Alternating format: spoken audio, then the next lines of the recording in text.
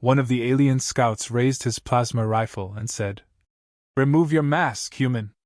The Earthling tilted his head slowly, said nothing, then vanished into thin air. They had him. Or so they thought. 6 elite Saurus scouts had tracked the lone heat signature for over 2 kilometers through the jungle, using every thermal sensor, motion grid, and aerial drone they could deploy. The signature was human, definite carbon-based composition, upright bipedal locomotion, blood pressure, and muscle density all matching Earth's species profile. For 3 days the scouts had played the game of proximity and withdrawal, each time trying to trap him, and each time watching the signal slip through thick foliage like mist in the wind. But this time was different. This time, they had the advantage. The humans stood exposed near a ridge, half-shadowed beneath a canopy of thornleaf trees surrounded on all flanks. He didn't run. He didn't raise his hands. He simply stood there, wearing a dark mask stitched with strange lines, half tactical, half ceremonial, and watched them close in. Scout leader Rax gave the signal with a closed fist. They fanned out wide, eyes locked, rifles up. The jungle pulsed with tension. Leaves whispered as they brushed against armored limbs, boots sank into the moss without sound, and 6 aliens narrowed their formation until there was nowhere left to run. That was when the human tilted his head. Not like he was afraid. Like he was observing a play he'd already read the ending to.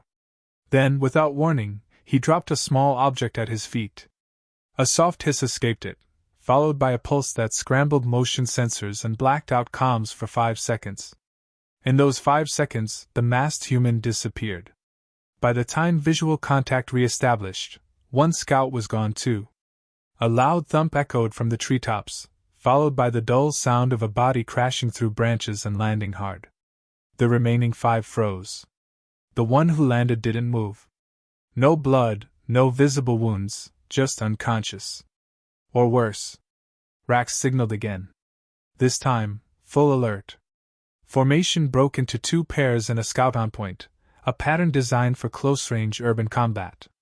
But this wasn't a city. This was something far worse, a jungle dripping with heat and silence, and now something else. Fear.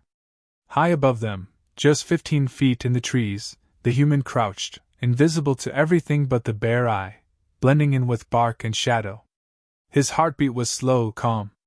His breath was controlled.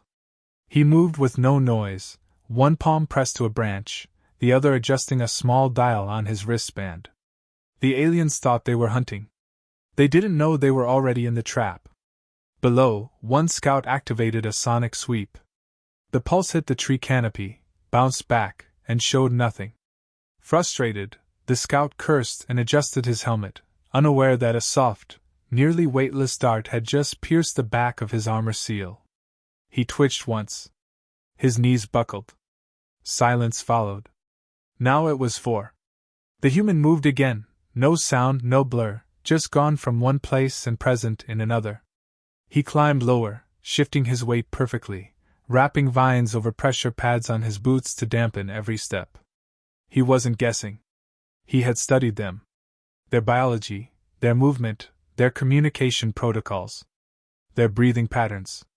He had been here long before they arrived. They were walking into a stage play. He was the writer. Rax gritted his fangs and snarled. "Report status," he whispered. No response.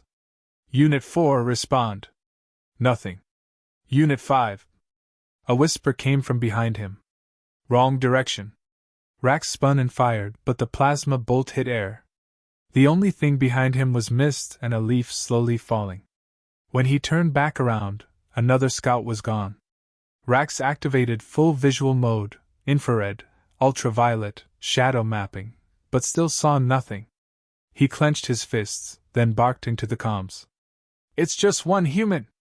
A second later, a voice came through, not his team's. The humans. "If it helps, Earth doesn't usually send 2. The voice echoed from every direction. It was distorted, clever, using the jungle itself to relay. Back at their mobile command unit, a technician listening in sat upright.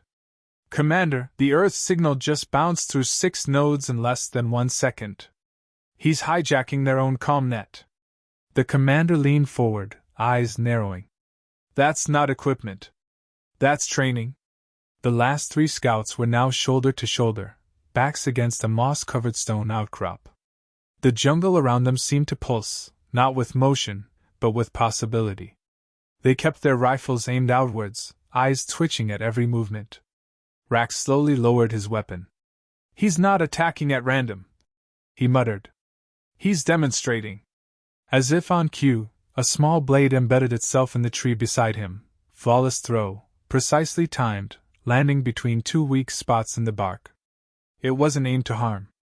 It was meant to tell them exactly how close they had come to death.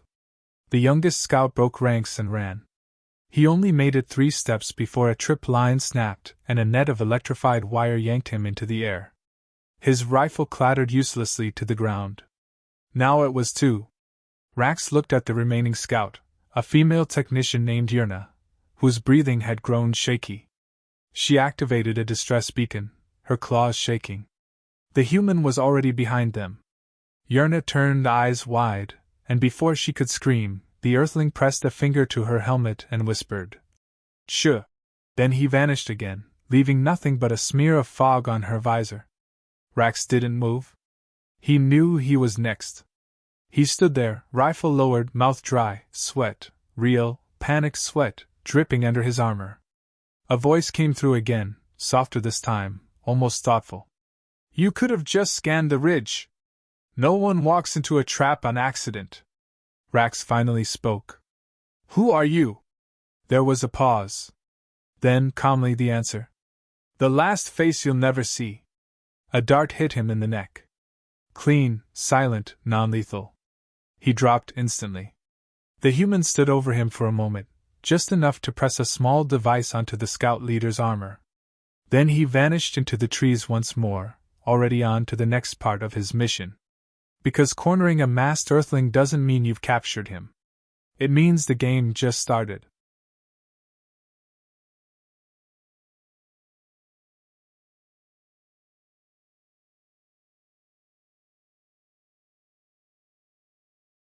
The jungle had gone quiet. Not the quiet of peace, but the kind that comes after something violent moves through and leaves silence in its wake. Birds no longer chirped. The buzz of insects had faded. Even the wind seemed to shift awkwardly around the area. The last thing Scout Commander Rax remembered before the blackness closed in was the human's voice, casual, unhurried, utterly certain. Now, groggy and dazed, he found himself tied upright against a tree, his rifle missing, helmet gone, and a small tracking device blinking red on his chest. He tried to move, but his limbs were heavy. Nerve suppressants, likely. His vision swam. His comms were dead. And his entire squad was gone. Not far away, perched high in the dense canopy, the masked Earthling crouched motionless, a shadow draped in shadow.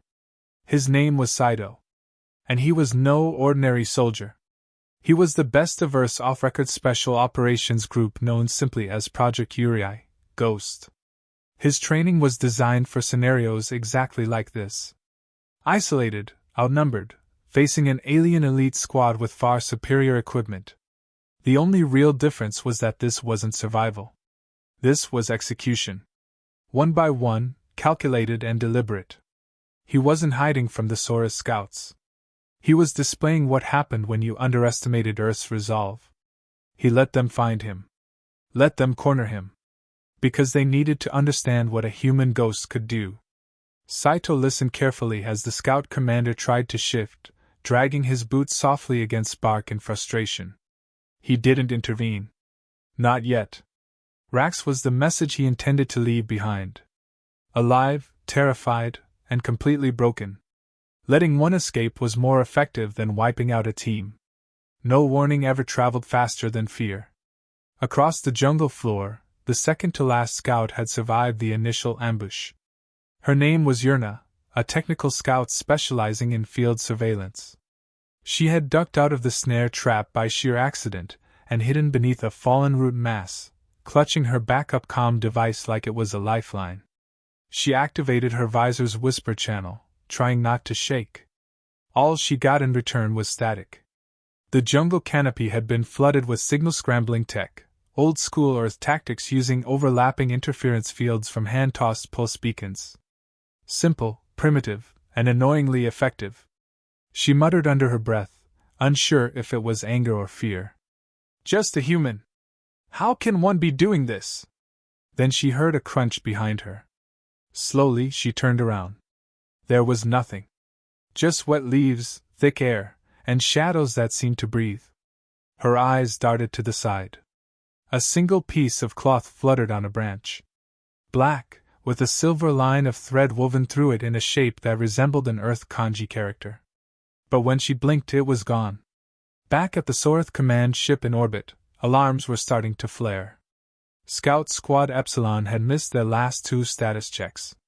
Their locator pings had gone dark, save for a single weak beacon marked with an unfamiliar Earth code. General Othvek leaned over the display table, studying the footage looped from the last 5 seconds before blackout. The screen showed static, then a blur, then 1 second of clear video, a masked figure dropping from a tree like a whisper, eyes unreadable behind a matte visor. No rank, no signal, no insignia. The general narrowed his eyes. That isn't a regular Earth soldier, he said. One of the techs looked up. We scanned their species data. No units matched that profile. No recognized tactics either. Because they wouldn't send one of their own to be recognized, Othvek replied. They've sent a blade, not an army. In the jungle, Saito moved again. Every shift in weight, every breath, every step was calculated. He didn't disturb branches. He didn't crack twigs. He didn't leave footprints. He was now above the ravine, following the faint trail Yurna had left behind, half buried in disturbed moss, a snapped twig, a thermal smudge against the root. She tried to be quiet, but she was trained for urban patrol, not natural terrain. Still, Saito admired her. She hadn't abandoned her commander, hadn't called in blind artillery strikes, hadn't lost her mind. Not yet. He found her crouched by a boulder, back to a wall, weapon drawn but lowered, eyes wide. He observed for a while, studying her breathing patterns, watching the slight tremor in her trigger finger. She was on edge but not broken. That meant she was still useful. Without a sound, he descended behind her and said, just above a whisper, If you scream, I vanish. If you move, I vanish. If you listen, you live. She froze. He reached forward and pulled the battery pack from her comms. You're smart. Don't ruin it now. Then he vanished again, leaving her frozen, unsure whether to collapse or run. Instead of finishing her, he let her see him. A sliver of his silhouette disappeared into the trees. That was on purpose. It was never about killing everyone. It was about letting someone tell the story. Moments later, Saito returned to Rax. The commander was semi-conscious now, blinking slowly, brain fogged from whatever was coursing through his veins. Saito knelt beside him, close enough to make sure his voice stuck in the alien's mind like a splinter. You brought 6. You used scanners, drones, orbital support. You had maps, armor, intel. Rax tried to speak but only coughed. Saito leaned closer. And Earth sent 1. He stood up, checked the beacon on Rax's chest, then looked to the sky. Soon enough, retrieval teams would arrive. But they wouldn't find a battlefield. They'd find a ghost story. He vanished again into the canopy, leaving the commander bound but alive, the scout trembling in hiding, and the rest of the team scattered like leaves in a storm. There was nothing left to track, no trail to follow, and no way to know where the masked human might strike next. Because Saito hadn't failed. He hadn't escaped. He had completed the mission before they even landed. This was just cleanup. The real message was simple. Earth wasn't soft. Earth didn't ask twice. And if you came looking for weakness in the jungle, you'd leave with nothing but the echo of footsteps that never should have been there. The Sorath retrieval vessel broke atmosphere just before dawn, gliding through the humid clouds like a silent predator. Its sensors scanned the jungle with sweeping arcs of infrared and biosignature pulses, but the readings came back cold. There were no signs of battle. No signs of an ambush. No signs of weapons fire. All they found was a heat trail ending at a clearing, where Scout Commander Rax lay upright and bound to a tree with precision that suggested both surgical care and deliberate humiliation. His eyes were open, but glassy. He didn't resist when they cut him down. He didn't speak when they called his name. He just stared into the tree line like it was still watching him. They brought him aboard in silence. Medical scans showed nothing lethal, no fractures, no wounds, just faint traces of a neuroblocker Earth troops used for tactical suppression. What the medics couldn't explain was his pulse rate, still erratic, and the fact that his body reacted violently to sudden sound or light. Combat trauma, they said. But that wasn't the right word. It wasn't trauma from war. It was the terror of understanding that war had passed him by and left him alive only to deliver a message. Hours later, deep inside the Soreth capital vessel's command chamber, General Othvek stood with arms crossed, watching the decrypted footage recovered from the last scout helmet. It was shaky, mostly useless. Jungle blurs, frantic breathing, and one frame, just one, that held any clarity. A figure half hidden behind a leaf wall, head turned, one eye visible through a matte black mask. No insignia. No emotion. And then gone. That image now hung in front of the general, projected midair. Around it swirled fragments of intercepted transmissions, terrain maps, failed sensor logs, and diagnostic failures from their equipment. Earth's interference tech had outclassed their systems. But more than that, their scout unit had been dismantled not by weapons, but by fear, patience, and skill. The kind of skill the Soreth Empire had never attributed to humans.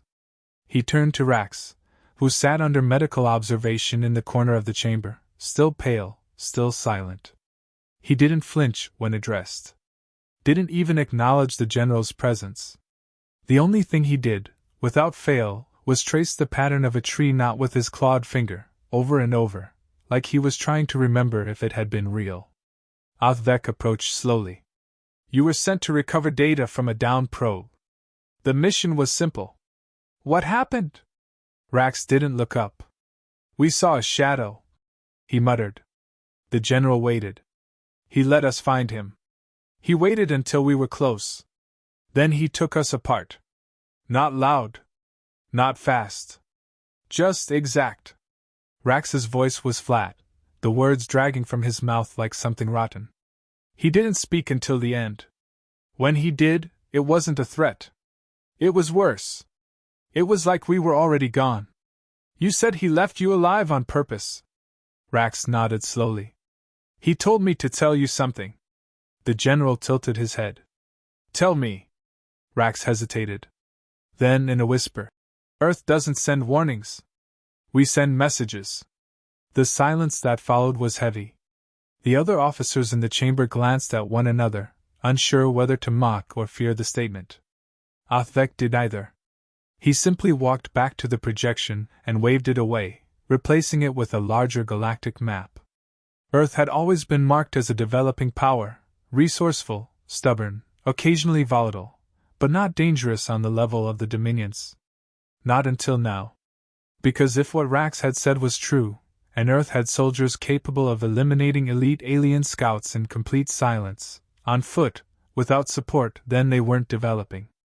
They were preparing. Across the galaxy, in an off-record black site buried under the Sierra Range, a debriefing room buzzed softly as data was processed. Saito stood behind a translucent screen, face still masked, hands folded behind his back. Two handlers observed from the other side of the glass. One of them, a civilian analyst from Naval Command, tapped a tablet with a raised eyebrow.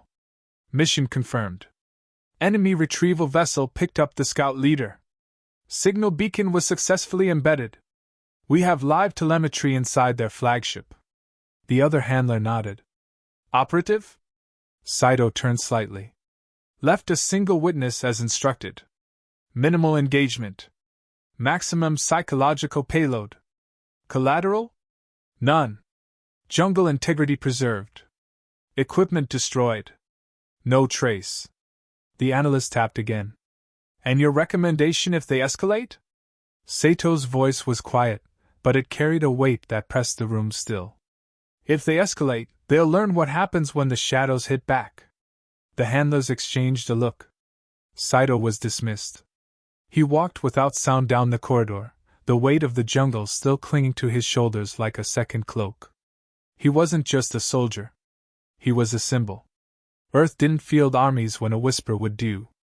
And for the Sorith, this whisper would echo. Far above, inside the Dominion's flagship, the embedded signal pulsed once. A soft, hidden Earth beacon locked into place. Coordinates transmitted. Data extracted. Back on Earth, inside a sealed control room, a signals specialist smiled. Package confirmed. Operation Ghost signal complete. Another technician leaned back. That's 3 recon squads in a month. You think they'll get the message? The first one shook her head. No. But their next squad will move slower. At the very edge of Earth's military intelligence database, a file was updated. No headline. No public record. Just one quiet line added beneath Sato's name. Field rating active. Outcome, successful deterrence. Codename, the Ghost of Earth. In the jungle, the leaves had regrown where footsteps once passed. No blood. No damage. No sign of conflict. And somewhere, in the quiet hum of orbiting warships, a single alien commander sat sleepless, watching the shadows. Because now they knew. If you corner a masked Earthling, don't expect him to fight like a soldier. Expect him to move like a storm you never see coming. And pray that he lets you live.